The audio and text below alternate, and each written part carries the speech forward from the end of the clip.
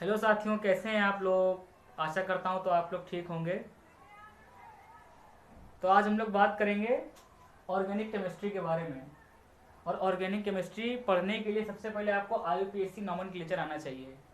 आईयूपीएससी nomenclature की ज़रूरत organic के हर लेसन में आपको पड़ेगी। बिना इसके आप ऑर्गेनिक केमिस्ट्री नहीं पढ़ पाएंगे।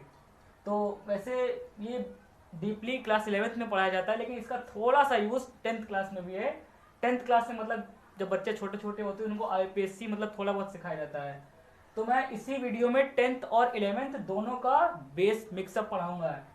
भाई आईपीएससी का बेस किस क्लास में होता है? 10th क्लास में होता है।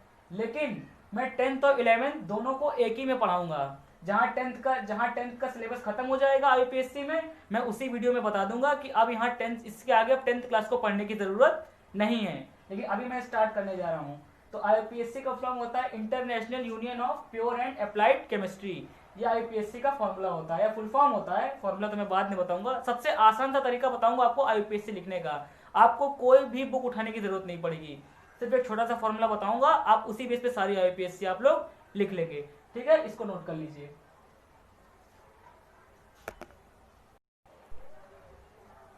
तो अब देखिए, इसमें 3 स्टेप होते हैं लिखने के। एक नॉर्मल होता है, नॉर्मल मतलब स्ट्रेट चेन, सीधी चेन। एक होता है आइसो, आइसो मतलब स्ट्रेट के एक ही साइड चेन होना। इसमें देखिए चेन क्या है, एक साइड है, साइड चेन जिसे कहते हैं, साइड चेन। और यही नियो, नियो मतलब होता है टू साइडेड चेन, जिसके दोनों तरफ चेन हो। नॉर्मल हो गया स्ट्रेट चेन, आइसो हो गया वन साइडेड चेन, और नियो हो गया टू साइडेड चेन। देखिए, neo two sided chain, iso one sided chain, और नॉर्मल स्ट्रेट चेन। ये आईपीएससी का बेसिक है, जो मतलब पढ़ने से पहले जरूर सीखना चाहिए। इसको भी आप लोग लगातार नोट कर लीजिए, फिर मैं आपको बाद में बताता हूँ।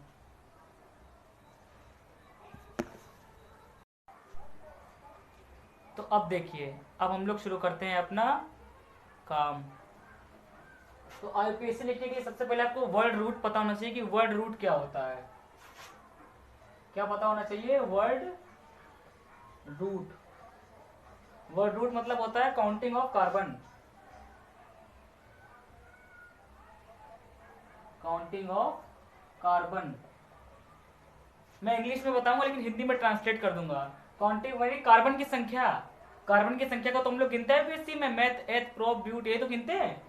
तो अगर एक कार्बन हो तो उसके लिए मैथ, दो कार्बन हो उसके लिए एथ, तीन कार्बन हो उसके लिए प्रोप, चार कार्बन हो उसके लिए ब्यूट, नॉट बट ब्यूट, पांच कार्बन उसके लिए पेंट, छह कार्बन उसके लिए हेक्स,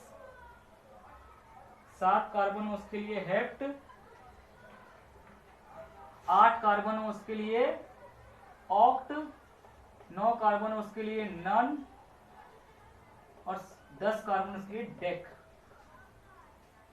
10th क्लास के लिए केवल पेंट तक ही काफी है। पेंट तक यानी 5 कार्बन तक। और फर्स्ट ईयर के लिए भी लगभग लगभग 8 कार्बन तक काफी है। 8 कार्बन, 9 या 10वें कार्बन बहुत ही रेयर केस में मिलेगा, वरना 8 तक आपको काफी है। इसको भी आप लोग फटाफट नोट कर लीजिए तुरंत। समझ में आ गया? Word root, counting of carbon, एक कार्बन में दो कार्बन C2, तीन carbon C3, prop C4, C5, ऐसे सो ऑन। ये नाम है, ये आईपीसी लिखने में आपकी हेल्प करेंगे। इसको भी आप लोग फटाफट नोट कर लीजिए।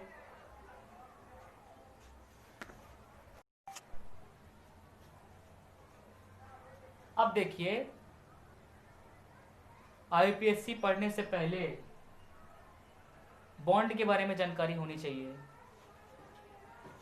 कहीं कहीं आईपीएससी में आपको सिंगल बॉन्ड मिलेगा, कहीं कहीं आपको डबल बॉन्ड मिलेगा,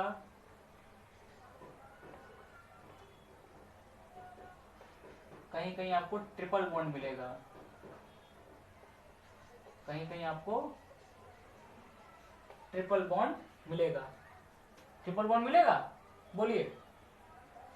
ट्रिपल बॉन्ड मिलेगा। तो जब जब सिंगल बॉन्ड होता है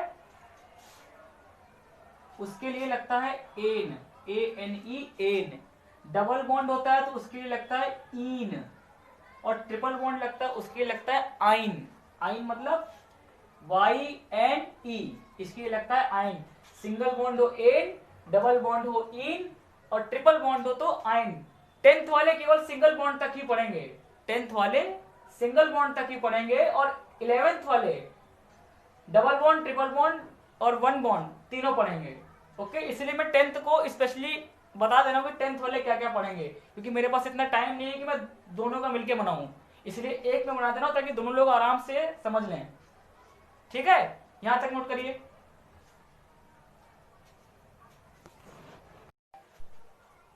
तो अब देखिए, ये कुछ फंक्शनल ग्रुप सीरीज हैं जिनकी हेल्प से आप लोग आईपीसी नाम लिख पाएंगे। तो फंक्शनल ग्रुप सीरीज में फंक्शनल ग्रुप है, उसका स्ट्रक्चरल फॉर्मूला है, उसका प्रीफिक्स है, उसका सफिक्स है। प्रीफिक्स सफिक्स मतलब समझे, पढ़ते थे बचपन में, उपसर्ग और प्रत्यय, जो आगे लगता है वो उपसर्ग और जो पिछवाड़े लगत हो वो प्रत्यय। आई मीन मतलब जो आगे लगता हो प्रीफिक्स और जो पीछे लगता हो वो सफिक्स। उपसर्ग प्रत्यय पढ़ते थे हिंदी में बचपन में, 5th 6th 7th में, तो वही काम यहाँ पे। सबसे पहले आता है फंक्शनल ग्रुप एल्केन। उसका स्ट्रक्चर मैंने बताया था, सिंगल बॉन्ड, सिंगल बॉन्ड। इसका प्रीफिक्स नहीं होता है, सफिक्स होता है NaNe। उसके बाद आता है एल्कीन, उसका स्ट्रक्चर होता है डबल बॉन्ड, कार्बन कार्बन के बीच में डबल बॉन्ड, उसका प्रीफिक्स भी नहीं होता है। उसके बाद आता है ईन, ENE ईन। फिर उसके बाद आता है एल्काइन, एल्काइन मतलब कार्बन कार्बन के बीच में ट्रिपल बॉन्ड, तीन बंद, नॉट बंद खाने वाला, बंद बंद, बंधन। तो फिर उसके बाद इसका प्रीफिक्स भी होता है नहीं, नो। सफिक्स आता है YNE, क्या होता है, आइन। फिर आता है एल्किल हैलाइड, इसका सिंबल होता है X। अब इस X की जगह लिखा नहीं ClBrI, क्लोरीन, ब्रोमीन, आयोडीन। तो जैसे X की जगह क्लोरीन आ गया तो प्रीफिक्स इसका इसका सफिक्स नहीं होता है, प्रीफिक्स होता है हेलो। तो हेलो के अकॉर्डिंग X, देखो हेलो है X के अकॉर्डिंग, अगर X की जगह क्लोरीन आ जाए तो इधर क्या हो जाएगा, क्लोरो। ब्रोमीन आ जाए तो क्या हो जाएगा, ब्रोमो। आयोडीन आ जाएगा तो क्या हो जाएगा, आइडो। ये हुआ कि नहीं हुआ, उसका सफिक्स नहीं होता है। फिर आता है एल्कोहल, एल्कोहल, एल्कोहल से तो बहुत लोग की पहचान होगी अच्छी खासी।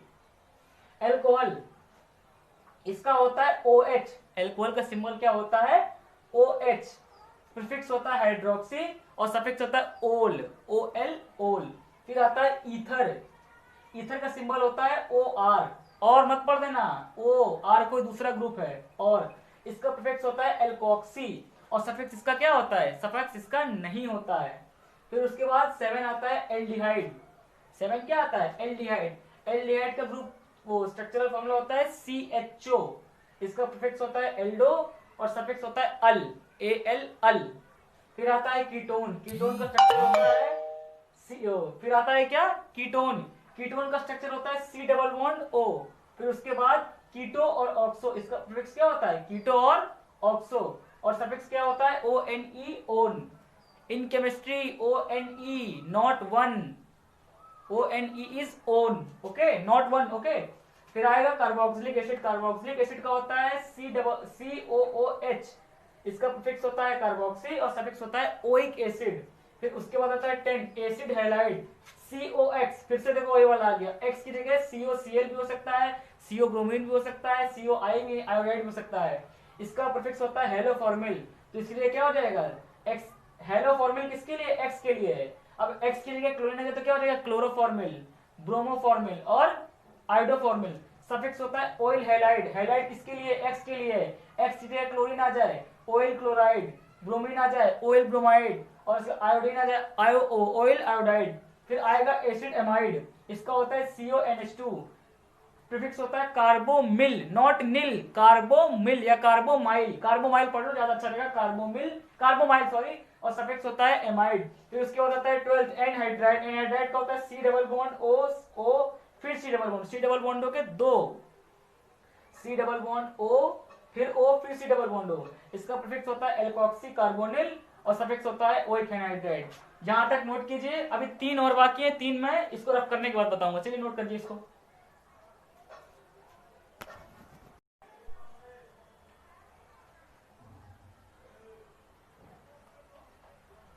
हो गया।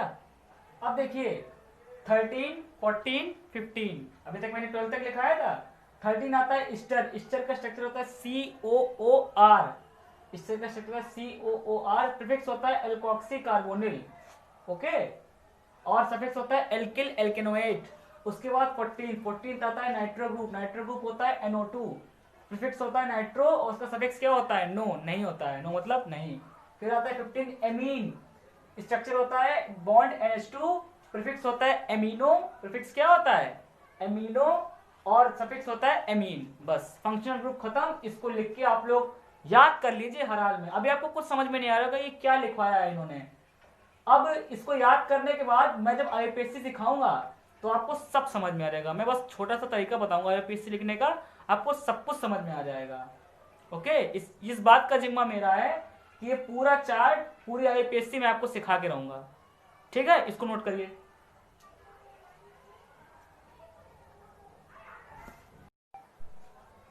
IUPAC स्टार्ट करने से पहले मैं एक बहुत जरूरी बात कहना चाहूंगा।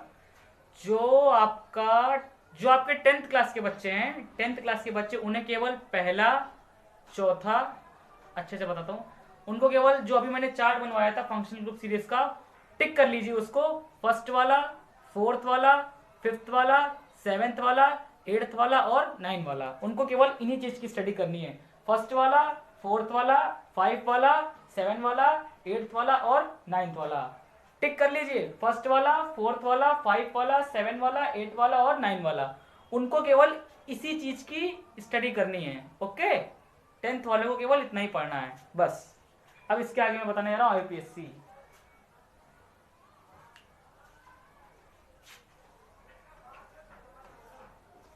सबसे पहले लिखने का तरीका देखिए।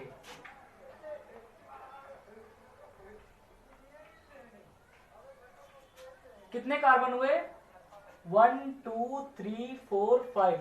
सबसे पहले देखने की काउंटिंग किधर से करना है, इधर से करें कि इधर से करें, ये भी तो सोचने की बात है। काउंटिंग किधर से करें, तो काउंटिंग करने का तरीका तब होता है, इधर तो आप काउंटिंग किधर से भी कर सकते हो क्योंकि इसके आसपास, अगल बगल, ऊपर नीचे कोई भी फंक्शनल ग्रुप नहीं लगा है, तो इसका मतलब आप काउंटिंग कहीं से भी कर सकते हैं। हमने यहां से कर दी 1 2 3 4 5, और 5 कार्बन के लिए मैंने वर्ड रूट क्या बताया था? C5 के लिए, C5 के लिए बताया था पेंट। तो 5 कार्बन है, 5 कार्बन के लिए पेंट लिख दिया, और पेंट और सिंगल बॉन्ड है, सिंगल बॉन्ड है। सबसे पहले IUPAC लिखने का फॉर्मूला, अभी ये 10th वालों के लिए IUPAC लिखने का फॉर्मूला है। 10th और 12th 11th वाले भी देख सकते हैं क्योंकि 10th उन्होंने अच्छे से नहीं पढ़ा होता है, 11th वाले देखें। IUPAC लिखने का पहला फॉर्मूला है ये, फर्स्ट फॉर्मूला है वर्ड रूट प्लस सफिक्स। इसमें केवल इसमें ये WR plus S, word root plus suffix. Word root क्या है? कार्बन की काउंटिंग, और सफिक्स क्या है? बॉन्ड। तो पेंट और कितने सिंगल बॉन्ड ने, सिंगल बॉन्ड का सफिक्स मैंने क्या बताया था? Ane, pentane. इसी तरह दूसरा देखिए C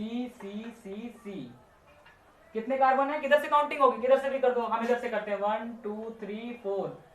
4 कार्बन है, 4 कार्बन के लिए होता है ब्यूट है, 4 कार्बन के लिए ब्यूट। और कितने बॉन्ड कौन सा है? सिंगल बॉन्ड है, तो क्या हो जाएगा? ब्यूटेन। तीसरा 1 2 3 4 5 6। काउंटिंग कहां से करोगे? कहीं से भी कर दो, हम यहां से करते हैं 1 2 3 4 5 6। 6 कार्बन के लिए मैंने क्या होगा? C6। 6 कार्बन की लगता है हेक्स, तो इसका नाम क्या हो गया? इसका नाम हो गया हेक्स। वर्ड रूट क्या हो गया इसका? फॉर्मूले में पहले क्या लिखना है? वर्ड रूट क्या हो गया आपका? हेक्स। और सफिक्स क्या है? सिंगल बॉन्ड है, सिंगल बॉन्ड का सफिक्स क्या होता है? एन। इसका नाम हो गया हेक्सेन। इसको यहां तक नोट कीजिए, ये पहला फॉर्मूला है। इसमें केवल वर्ड रूट और सफिक्स की जरूरत पड़ेगी, अभी और भी चीजों की जरूरत पड़ेगी, लेकिन पहला फॉर्मूला है वर्ड रूट प्लस सफिक्स। इसको नोट कीजिए फटाक से। अब देखिए, मैंने तो केवल सी बताया, सिसिया ही रहे तब से। IUPAC में देखा होगा बीच में हाइड्रोजन भी भरा जाता है, तो हाइड्रोजन भरने का तरीका क्या है? सबसे पहले जानिए, कार्बन के आउटर मोस्ट सेल में 4 इलेक्ट्रॉन होते हैं, बाहरी कोश में 4 इलेक्ट्रॉनों की संख्या होती है, यानी कार्बन 4 डंडे बनाएगा। डंडे बोले तो बॉन्ड, 4 बॉन्ड बनाएगा, ऐसे करके बनाएगा कि नहीं बनाएगा? अभी मैं हाइड्रोजन बनने का तरीका बता रहा हूं।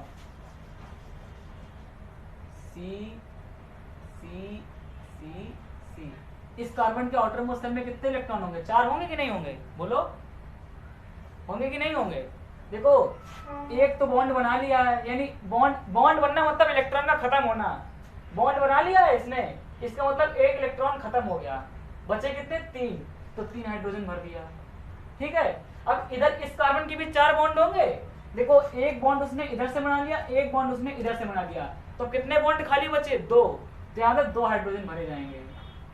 इधर देखिए फिर कितने कार्बन है, देखिए कितने कार्बन है? 4, एक कार्बन है। अब एक कार्बन में 4 वैलेंसी होती है, तो उसने एक इधर से शेयर कर लिया, एक इधर शेयर कर लिया, यहाँ 4 में 2 गए, बचे 2, तो 2 हाइड्रोजन भर गए। अब इधर भी एक कार्बन है, इसके भी 4 बॉन्ड होंगे, और 4 में इसने एक बना लिया, बाकी ये सब एक शेयर कर लिया है, बचे कितने? 3, CH3। ये हो गया हाइड्रोजन भरने का तरीका। अब इसका नाम क्या होगा? 1 2 3 4। इस फॉर्मूले के अकॉर्डिंग देखो, वर्ड रूट प्लस सफिक्स, ये क्या होगा? 1 2 3 4, ब्यूट, नॉट बट। ब्यूट लिखा, वर्ड रूट क्या हो गया? ब्यूट, और उसके बाद सफिक्स आता है फॉर्मूले में। सफिक्स क्या होगा? सिंगल बॉन्ड है एन, ब्यूटेन। ये नाम हो गया, बस सिंपल, खत्म। अब इसके बाद देखिए,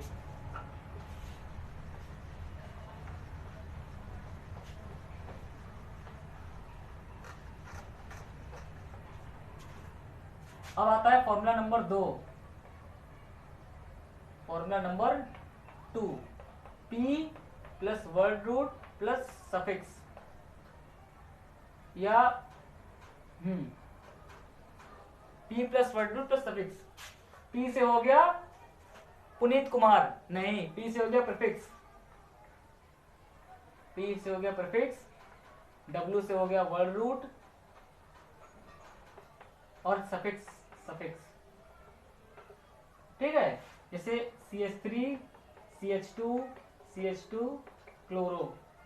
अब देखो, अब इस कार्बन से कौन सा ग्रुप लग गया है? देखिए इस चेन से क्लोरीन का ग्रुप लग गया है।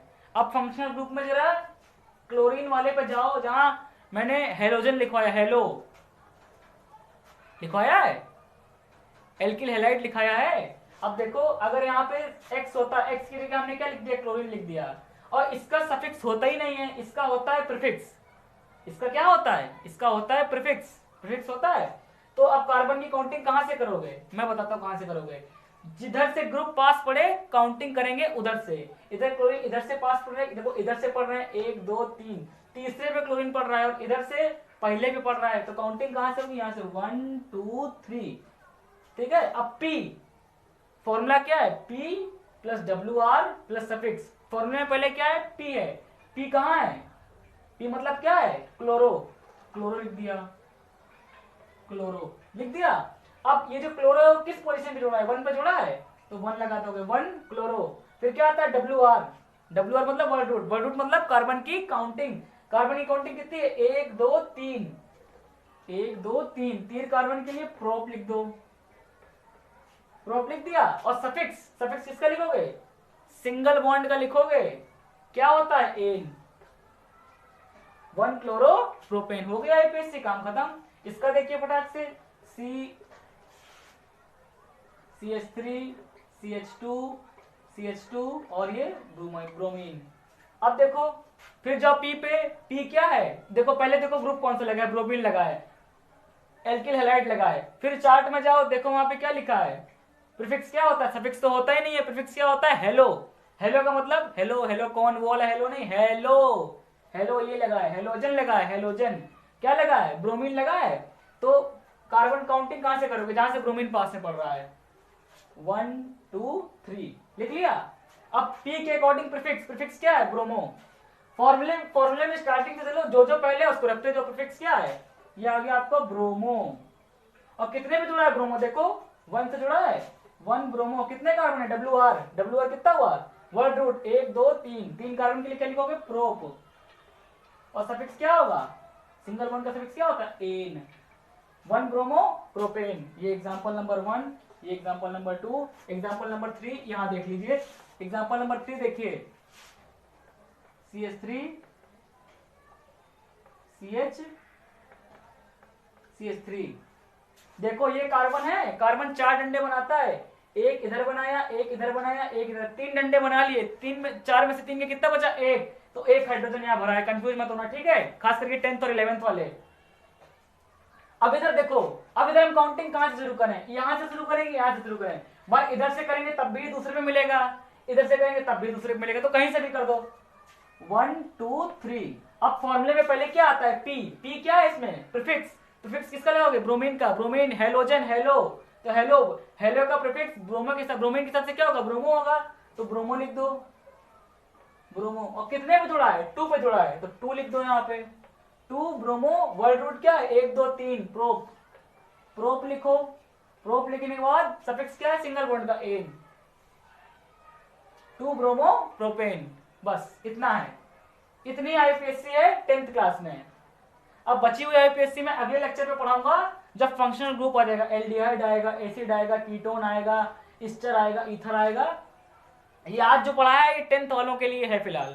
किसके लिए, ये 10th वालों के लिए है, किसके लिए, 10th वालों के लिए। 11th वाले भी अपना बेसिक पढ़ने के लिए शुरुआत से वीडियो देख सकते हैं, ठीक है, इसको नोट कर लीजिए, बाकी कलाम हम लोग अगला लेक्चर में पढ़ेंगे। समझ में आ रहा है ना समझ में आए तो कमेंट बॉक्स में जरूर बोलें, ओके। और चैनल को सब्सक्राइब जरूर करना, गलत बात है, पढ़ लेते हो चैनल सब्सक्राइब नहीं करते हो, हैं, ठीक है, मिलते हैं हम लोग अगले लेक्चर पे, okay, bye, tata, see you.